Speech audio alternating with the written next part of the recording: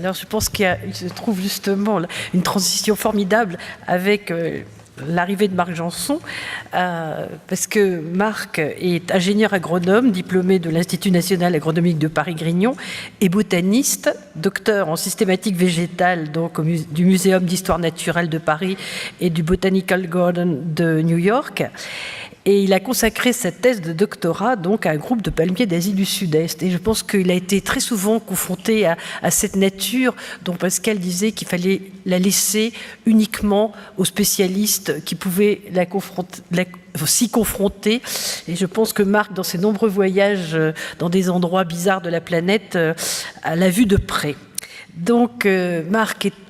aussi un ami de Pascal, et il a beaucoup contribué à quelque chose qui a été pour les dernières années de la vie de Pascal tout à fait essentiel, c'est-à-dire l'organisation de ces rencontres botaniques de Varengeville dont il va vous parler, qu'il a animées aux côtés de divers spécialistes des jardins. Il est aujourd'hui secrétaire de l'association des amis de Pascal Cribier. Collabore donc à différents projets dans le monde des jardins avec, par exemple, Madison Cox au jardin Majorel de Marrakech, et il est depuis octobre 2013 le responsable des collections de l'herbier national du Muséum d'histoire naturelle de Paris. Je lui laisse la parole. Merci Monique. Oui, je vais m'y efforcer. Bonjour à toutes, bonjour à tous. Je voulais aussi remercier Monique doublement, à la fois pour cette introduction et pour l'organisation avec Hervé de ce colloque. Merci au Louvre de nous accueillir. C'est non sans honneur et sans émotion que je vais évoquer ici, que nous évoquons ensemble la mémoire de Pascal. Alors, à travers cette illustration de ces rencontres botaniques de Varengeville, me revient aussi la lourde tâche d'évoquer la relation très paradoxale que Pascal pouvait avoir avec beaucoup de choses, peut-être comme nous tous, mais peut-être aussi un peu plus que nous tous, avec la nature telle que ça a été évoqué dans les interventions précédentes et effectivement dans les films qui vous ont été présentés. Et peut-être avant de rentrer, disons, dans le vif de cet exposé, vous expliquer peut-être de façon un peu plus informelle la rencontre comment Pascal et moi nous sommes rencontrés. Donc il faut remonter en 2004. Et en 2004, je reçois un appel téléphonique d'un homme que je ne connaissais absolument pas, qui était Pascal Cribier, et qui me demande d'assurer pour lui des cours de botanique. En fait, le contact avait été effectué par Patrick Blanc, autre botaniste et paysagiste, qui avait collaboré avec Pascal sur ce projet de Méry-sur-Oise dont Hervé vous a parlé et dont je parlerai très brièvement dans cet exposé. Et Patrick Blanc n'ayant absolument pas le temps de donner des cours de botanique à Pascal, Patrick lui avait dit « je t'envoie mes étudiants et puis tu verras ce que tu peux faire avec eux ». Et la première discussion que j'ai eue avec Pascal était en fait, et je m'en suis rendu compte après, assez fondamentale parce que c'était vraiment déjà la prévision, la projection de ce que seront les rencontres botaniques qui viendront des années après. En arrivant chez Pascal, tout de suite la discussion s'organise autour de ses obsessions sur les cultivars, les hybrides, ce qu'évoquait Hervé Brunon tout à l'heure, c'est-à-dire une biodiversité que je qualifierais d'anthropique ou de domestique, c'est-à-dire comment ces plantes sont créées par l'homme et comment leur existence ne tient qu'aux soins que leur confèrent les jardiniers et les amateurs de plantes. Et mon point de vue était peut-être l'est encore d'ailleurs, radicalement différent, puisque en travaillant au muséum et en ayant étudié la botanique, j'étais dans une approche beaucoup plus naturelle, une description d'une biodiversité beaucoup plus spontanée, beaucoup plus sauvage, et qui regarde de façon assez lointaine, voire méfiante, ces créations de l'homme qui nous paraissent, pour tout vous dire, assez artificielles. Et c'est de ce dialogue sur les azalées hybrides, les cultivars de rhododendron ou de magnolia, ces espèces de points de vue assez différents, que va naître tout d'abord, et dans un laps de temps très court, l'idée que jamais Pascal ne me rappellera. Et puis, quelques jours après, évidemment, il me laisse un message en me disant « je crois que j'ai des projets et je crois qu'il faudrait que l'on se revoie ». Et je crois fondamentalement que c'est déjà en 2004 qu'il avait cette idée de créer un moment dans les jardins où où se complémentent, voire parfois se confrontent les points de vue de différents spécialistes de plantes et de différents regards portés sur le végétal et sur sa diversité. Alors, je pense que Pascal était effectivement un amoureux des plantes, il les connaissait très bien, mais il ne les connaissait pas comme scientifiques. C'est-à-dire qu'effectivement, des gens comme d'autres jardiniers qu'évoquait Hervé un peu plus tôt, on peut citer Patrick Blanc que je viens de citer, ou effectivement même Gilles Clément, ont des formations scientifiques. Ce sont des gens qui, soit dans le domaine de l'entomologie pour Gilles Clément ou dans le domaine de la botanique pour Patrick Blanc, ont conscience et connaissance de ces grands phénomènes fondamentaux qui animent le vivant et qui animent le végétal. Ça n'était pas le cas de Pascal, et c'est pour ça, je crois, qu'il tenait depuis très longtemps à s'associer à des botanistes, que ce soit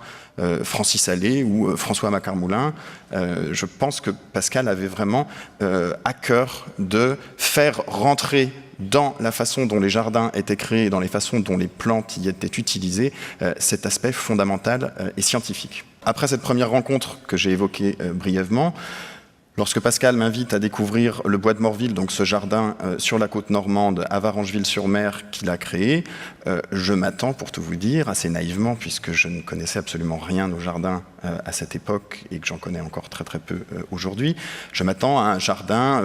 assez artificiel, à l'évocation de ces cultivars, de cette flore domestique, et je découvre un lieu qui n'a absolument rien à voir avec ça, puisqu'en fait c'est un lieu qui fondamentalement respecte dans sa pensée et dans sa conception, de grands équilibres naturels. C'est-à-dire que là, vous êtes ici donc, dans ce jardin de Varengeville et vous découvrez de façon très nette à la fois une obsession à cacher, à faire disparaître le plus possible ces zones de transition entre espace aménagé et espace laissé sous un aspect plus naturel. Donc cette obsession des branches basses qu'évoquait Hervé ce matin, elle vient aussi de là, de cet effet de dissémination, de bordure de massifs ou de choses qui sont un petit peu trop lisibles pour Pascal dans le jardin. Et puis un respect d'une stratification naturelle, d'une organisation naturelle d'un milieu forestier, puisque le bois de Morville est à l'origine donc un bois. Vous avez vu les images que présentait Hervé avec tout ce travail de dessouchage et de débardage des bois. Vous avez sur ces photos la stratification assez traditionnelle d'une forêt avec un sous-bois, donc riche en espèces indigènes, des espèces que l'on trouve naturellement sur la côte normande, une strate arbustive avec quantité d'arbustes et d'arbrisseaux qui, ceux-ci, sont beaucoup plus du registre de cette flore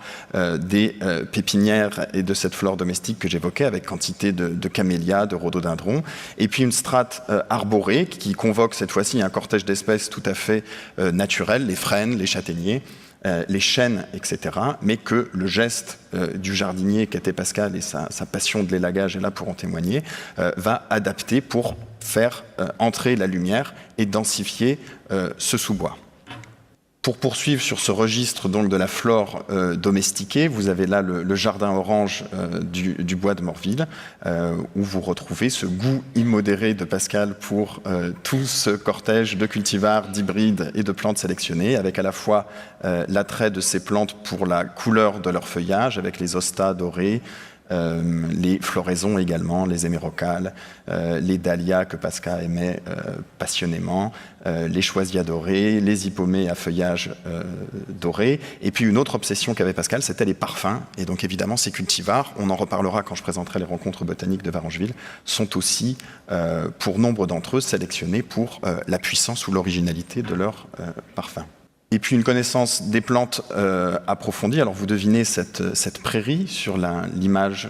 du haut, donc cette prairie comme vous l'avez appris donc ce matin, qui a été la première de ce genre à être créée ici au bois de Morville, qui paraît évidemment très naturel, mais qui n'a absolument rien de naturel. Et vous découvrez aussi cette passion qu'avait Pascal pour la connaissance des plantes, mais pour la connaissance et leur inscription dans le temps avec l'impact des saisons, et il chérissait particulièrement l'automne qui permet de montrer une autre gamme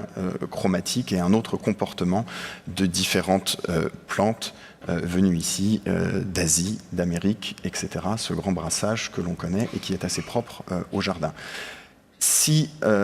il est question d'expérimentation, je crois qu'il y a un lieu particulier du bois de Morville qui doit être cité, c'est la pépinière. C'est un tout petit endroit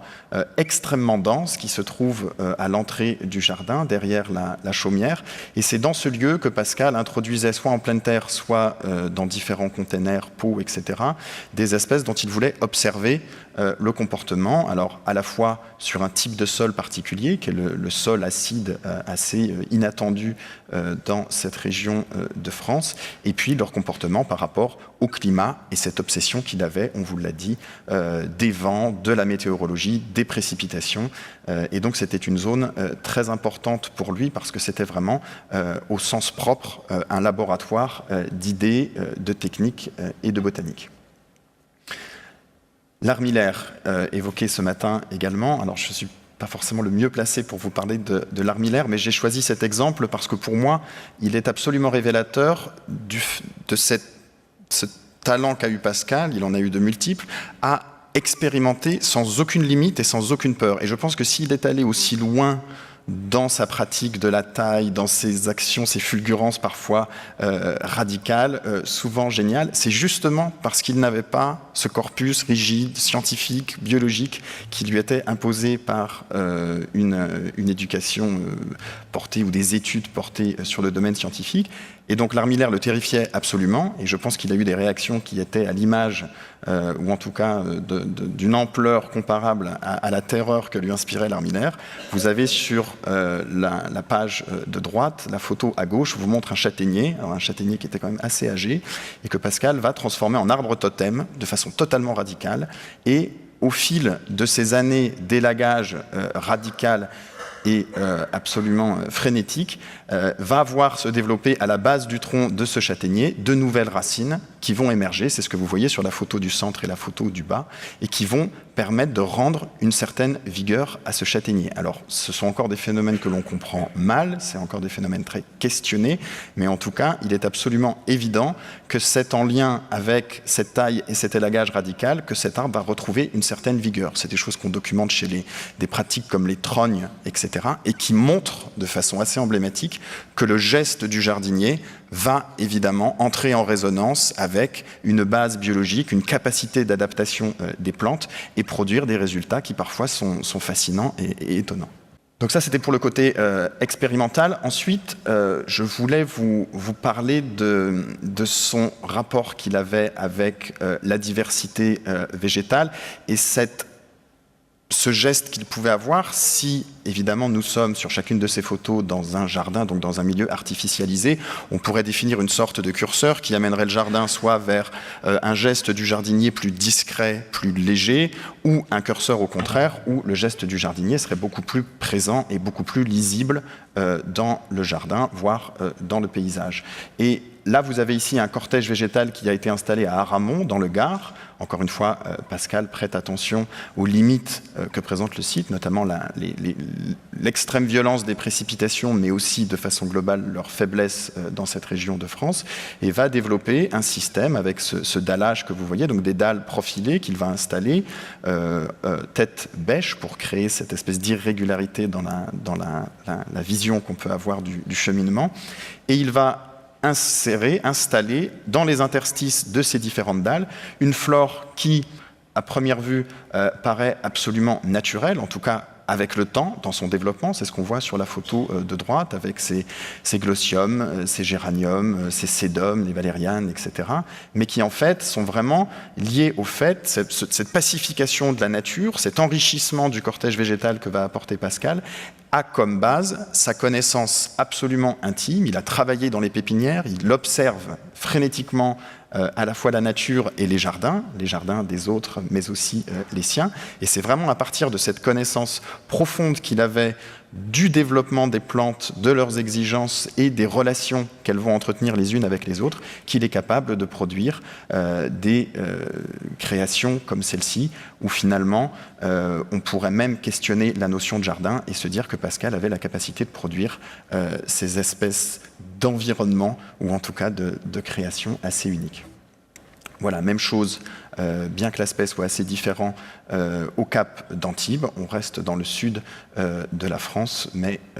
d'autres personnes pourront vous en parler un petit peu mieux que moi, si ce n'est qu'on est ici, encore une fois, sur un jeu de séquences temporelles assez étonnante, puisque vous avez la Pinède dans le fond, qui existait à l'origine du projet,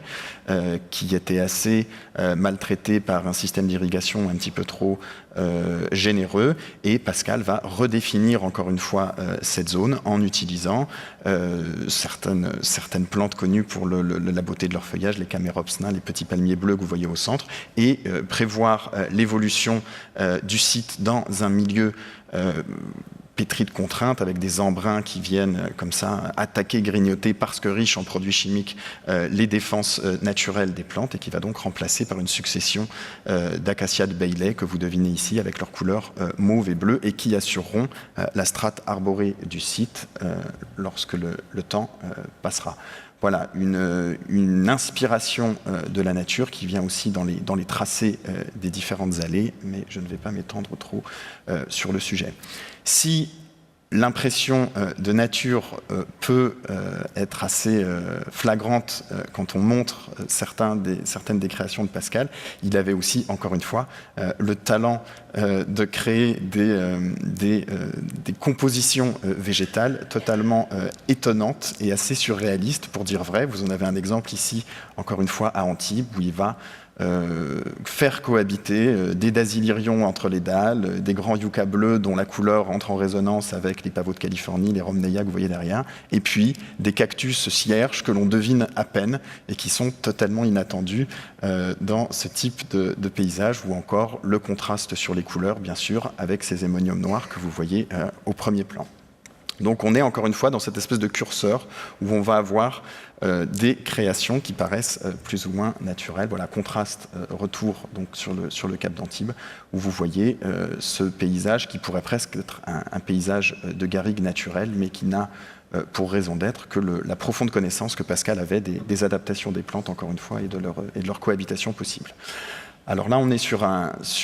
tout autre projet, Méry-sur-Oise, dont vous a fait une introduction Hervé ce matin. Et cette fois-ci,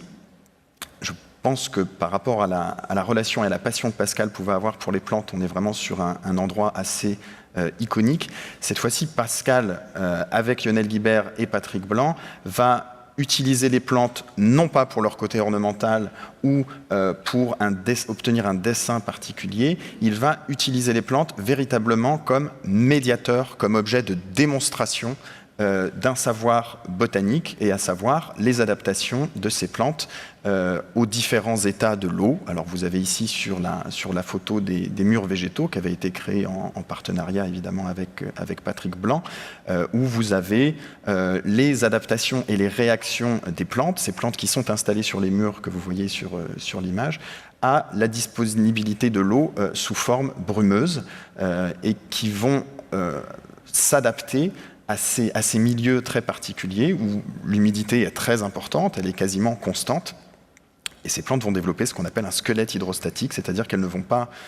former de branches ligneuses ou de troncs ligneux comme peuvent le faire les arbres et les arbustes de nos forêts, mais elles vont utiliser cette hyperabondance de l'eau pour l'absorber en grande quantité et utiliser la force que cette eau à l'intérieur des cellules va produire sur le cadre rigide de ces cellules végétales. Et cette force de l'eau sur les cadres rigides va provoquer l'érection des tiges, des feuilles et des inflorescences. Donc c'est un des exemples. Il y avait 3 bosquets qui composaient ce jardin, et chacun déclinait à la fois l'impact de l'eau sur la morphologie des plantes, l'impact de l'eau sur la nutrition des plantes, avec de nombreux bassins qui étaient dédiés à ce qu'on appelait la minéralisation, c'est-à-dire des eaux très riches en sels minéraux, ou au contraire des eaux assez pauvres en sels minéraux, et comment les plantes s'adaptaient. Et d'un simple regard, le visiteur était capable d'entrer véritablement dans l'intimité de ces plantes et de comprendre le pourquoi de leur structure, de l'adaptation et de leur mode de vie. Alors ça, c'est une photo que j'aime beaucoup et qui montre aussi ce foisonnement végétal, voilà, pacifier la nature, comment faire cohabiter toutes ces espèces à la fois indigènes, natives et totalement introduites. On est à la Morville, on retourne en Normandie. Vous voyez que c'est effectivement sur ce jardin de la côte normande que Pascal a pu mettre en place quantité de ces idées qui ont été transposées dans de nombreux jardins. Et puis il y avait l'idée de l'espace également. Une grande connaissance des plantes et une passion pour les plantes vous permet, que ce soit au Cap d'Antibes, sur un site de dizaines d'hectares, ou dans un petit jardin de la rue Bonaparte à Paris, de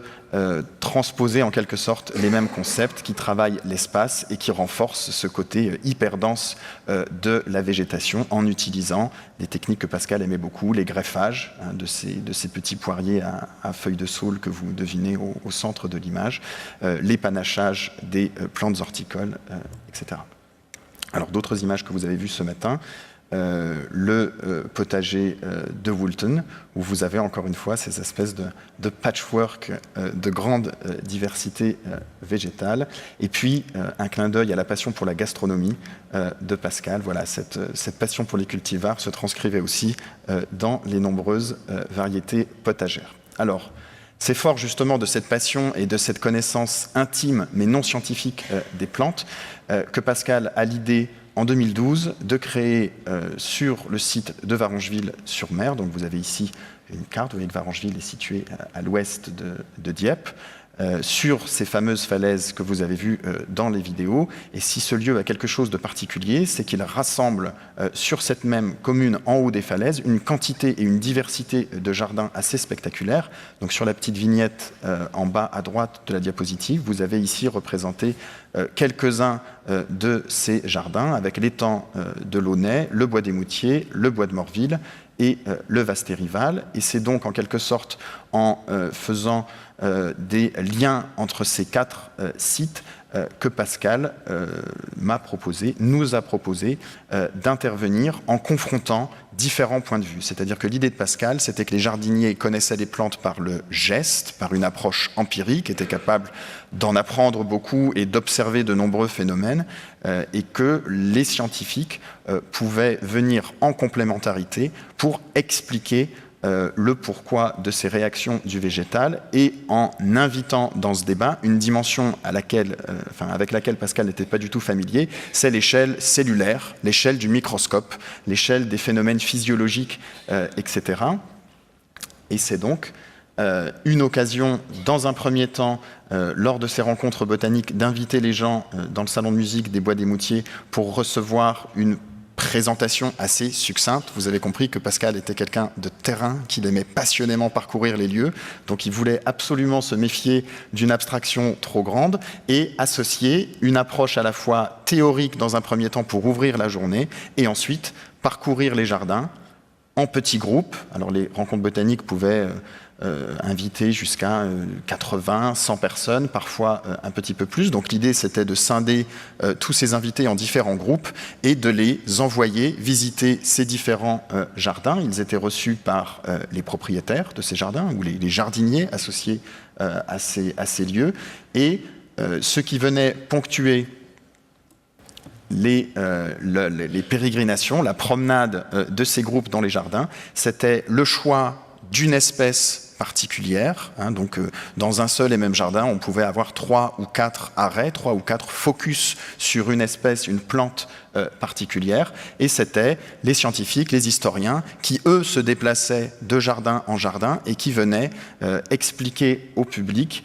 les particularités et la raison d'être du choix qui avait été fait de telle espèce par rapport à telle autre. Alors, les rencontres botaniques ont commencé en 2012, ce que je vous évoquais tout à l'heure, et elles se sont déclinées sur 3 ans, donc de 2012 à 2014. Une thématique générale était définie. Les premières ont eu lieu en septembre,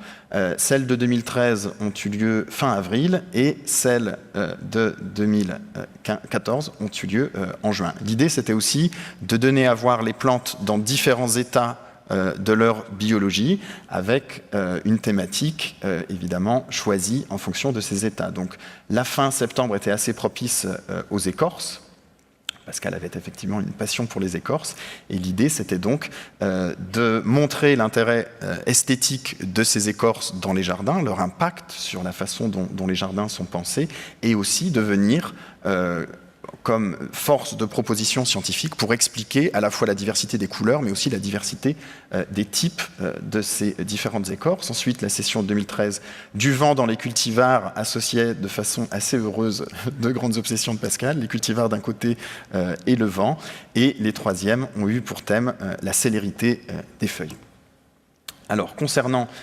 les écorces, encore une fois, on reste sur ce système donc, de sélection de différentes essences et de promenade dans différents jardins. Ce qui avait été produit aussi pour ces 3 sessions de rencontres botaniques, c'était ce qu'on appelait entre nous les fiches, c'est-à-dire un petit dossier qui consignait les informations qui étaient diffusées au public lors de ces différents arrêts dans les jardins. Et ce qui était très fort, c'est que dès le départ, en discutant avec Pascal, ce qui lui était important, c'était de décliner différentes échelles sur ces documents, c'est-à-dire une approche, comme vous le voyez sur la photo en haut à gauche, de l'essence, de l'espèce dont on parlait dans son milieu naturel. Ensuite, un focus, un point de vue spécifique sur une partie de cette plante. Alors, puisqu'il s'agissait d'une session sur les écorces, on parlait essentiellement des écorces, donc avec une photo, un cadrage beaucoup plus réduit, et puis ensuite une pénétration dans ces mondes du minuscule, ces mondes de l'infiniment petit, qui passionnait Pascal. Je me souviens de ses premières propositions d'images microscopiques, de coupes de bois, d'écorces, etc., et de son regard assez fasciné et passionné par tout ça. Donc c'était vraiment aussi la coexistence d'une analyse à différentes échelles des végétaux que l'on voyait entre nous. Et puis, j'ai oublié de vous le dire, voilà, ce qui nous réjouissait le plus, c'était de voir sur la photo du bas le public. On n'est pas dans un musée, on est dans un lieu où le public peut s'emparer du végétal, l'observer, le toucher et reproduire en quelque sorte le geste du scientifique ou du jardinier pour aller comprendre de lui-même les explications qui lui sont fournies. Voilà, vous retrouvez encore sur ces quelques autres fiches constituées à l'occasion des rencontres botaniques sur les écorces ces différentes échelles qui nous étaient assez chères. Voilà, avec quantité d'explications dans lesquelles je ne vais pas rentrer forcément ce matin, mais qui avaient trait à certaines particularités biologiques des plantes, c'est-à-dire la production grâce à des cambiomes de tissus, d'où cette notion de jeunesse éternelle des plantes et de croissance perpétuelle des plantes. C'était ce qui était soutenu aussi par ces propos sur les écorces. Et puis, l'idée était évidemment d'avoir quelque chose de pluridisciplinaire, où les regards se croisent, où les disciplines se croisent, et donc entre deux arrêts devant des écorces superbes, eh bien, il pouvait y avoir des lectures et une évocation de la richesse de ces écorces par le biais de la littérature. Vous avez ici Florence Levasseur qui nous lisait un texte de Jacques Lacarrière, Le pays sous l'écorce, qui a servi d'inspiration pour le titre de ses premières rencontres botaniques. Alors, la deuxième session, donc fin avril 2013, elle avait pour but donc, le vent dans les cultivars, et l'idée de Pascal, c'était à la fois d'expliquer scientifiquement l'origine, la production de tous ces cultivars et de tous ces hybrides, de toutes ces plantes que l'on qualifiera d'horticoles, et d'y associer une analyse, et en tout cas quelque chose de très original. Je ne pense pas que ça ait existé avant les rencontres botaniques, et je ne pense pas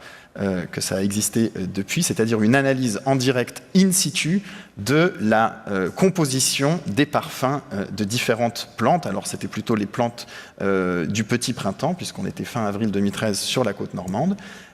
et de poursuivre en même temps ces focus sur une espèce particulière avec ce que vous retrouvez à gauche, c'est-à-dire les traditionnelles fiches que nous avions développées. Ce qui était fort, c'est qu'il y avait un point de vue botanique, mais la botanique regroupe aujourd'hui quantité de disciplines différentes, et donc devant le questionnement de Pascal face aux variations de couleurs d'une année sur l'autre qui est en lien avec la température, c'est-à-dire une température basse va provoquer une couleur chez un même cultivar de magnolia qui sera différente si les températures sont plus importantes, et donc on touchait à des phénomènes physiologiques comme la thermosensibilité des enzymes, une manière peut-être un petit peu barbare, néanmoins assez poétique, je trouve, pour expliquer qu'en fait la température va avoir un impact sur la physiologie des plantes et la façon dont les différents pigments sont synthétisés, d'où cette traduction et cet impact de la température sur les couleurs et l'intensité des couleurs du printemps. Voilà, retour vers les parfums. Donc c'était un groupe de cosmétiques et de parfumerie et de bien d'autres choses assez connues dont on a eu la chance de bénéficier du mécénat, qui avait mis à notre disposition, en tout cas avait accepté qu'une partie de son personnel collabore avec nous pour capturer directement dans le jardin, à l'aide de petites ampoules en verre, les parfums des différentes plantes printanières, à en faire l'analyse et à produire, comme ici, des chromatogrammes qui vous présentent à la fois les différents composants qui expliquent le parfum, enfin qui rentrent dans la composition du parfum de la plante, mais aussi les quantités de ces différents composants. C'était quelque chose d'assez original et encore une fois d'unique. Et puis la troisième session portait sur la célérité des feuilles, c'est-à-dire le mouvement dans le monde végétal, quand on sait, comme l'a dit Hervé, que Pascal aimait à répéter « vite, vite, vite », c'était une session évidemment qui était attendue. Et donc là encore, changement d'échelle, confrontation de différents niveaux d'analyse, le niveau de la plante en tant que telle, le niveau de l'organe,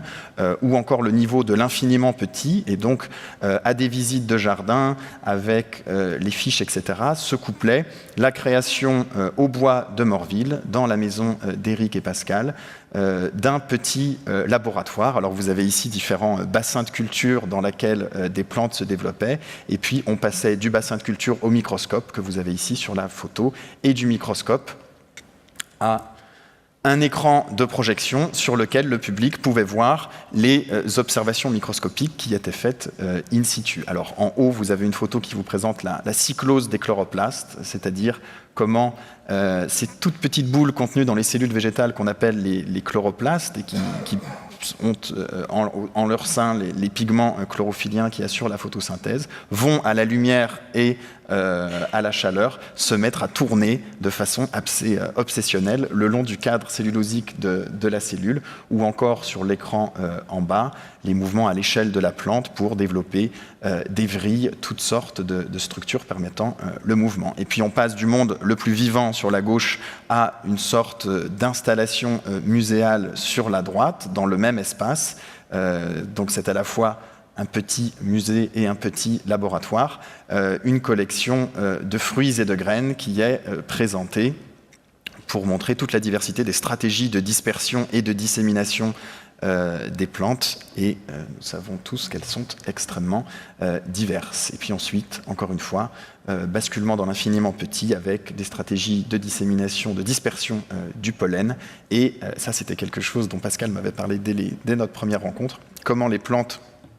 s'adaptent et réagissent à la gravité. Il me disait toujours, je casse des branches en permanence et je les laisse malgré tout en contact avec la branche mère, c'est-à-dire il n'y a pas une rupture totale, il y a une connexion qui existe encore, mais quand même marquée par une cassure, et d'elles-mêmes, très rapidement, au bout de quelques semaines, elles vont être capables de se réajuster et de reprendre une croissance verticale. Et bien, c'était grâce à ce phénomène de gravitropisme. Vous voyez que de nombreux mondes et de nombreuses disciplines étaient invités lors de ces sessions. Voilà. Et puis petit point encore une fois sur les hybrides et l'hybridation. Ce qui est touchant aujourd'hui, c'est que cet amour et cette passion de Pascal pour les plantes et les plantes ornementales peut-être de façon plus spécifique, a été honoré. On garde sa mémoire à travers une élébore qui a été créée par la famille Lemonnier et qui a été divulguée au public très récemment, il y a quelques mois. Et puis une autre plante, le sorbier, celui que vous voyez au milieu de l'image, derrière les cornouillers et au milieu des camassias, qui est le sorbier Pascal Cribier. Et puisqu'il est difficile de parler à sa place, je vous propose de vous lire un petit texte de description de ces troisièmes rencontres botaniques sur la thématique de la célérité des feuilles que Pascal m'avait envoyé pour que je le retravaille. Alors je vous en donne une version expurgée de certains passages et surtout la version telle que lui me l'avait envoyée et pas la version que j'ai modifiée moi. Je trouve ce texte utile parce qu'il vous permet aussi de montrer à quel point la pensée de Pascal était complexe, fulgurante et convoquait dans un même fil des obsessions totalement différentes. L'autre temps, très court, hormis celui de l'échelle cellulaire, est celui des tempêtes et de leurs effets visibles à l'œil humain, où les cellules végétales ont réagi au millième de seconde. La réactivité fulgurante d'un bois traumatisé, qui nous semble inerte et que constatent les jardiniers et les exploitants, reste mal comprise et permet de prendre conscience de la résilience extraordinaire des plantes et, de cette résilience, appréhender leur potentielle immortalité.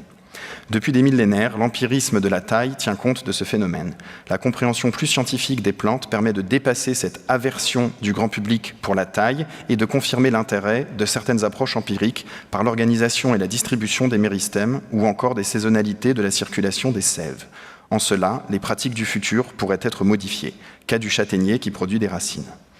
La dimension des jardins de Varengeville nous oblige à contenir en permanence cette vigueur végétale particulière à la situation du village, sol acide, hygrométrie de 95%, besoin essentiel pour les plantes et jamais précisé dans les ouvrages, absence de canicule. Les jardiniers passionnés et amateurs de plantes, pour la passion de celles-ci, prennent au quotidien et inconsciemment des risques. Ainsi, les élagueurs contredisent l'image pépère du jardinier amateur. Dantec va régulièrement à l'hôpital en tombant de son échelle de 4 mètres. Dominique Cousin, élagueur professionnel au Vasté-Rival, sera-t-il dans les 12% d'estropiés de sa profession, entre parenthèses, 2% pour les jardiniers, 0,0002% pour les ingénieurs informaticiens. Ceux-ci, paraît-il, divorcent à 38% contre 2% chez les ingénieurs agronomes.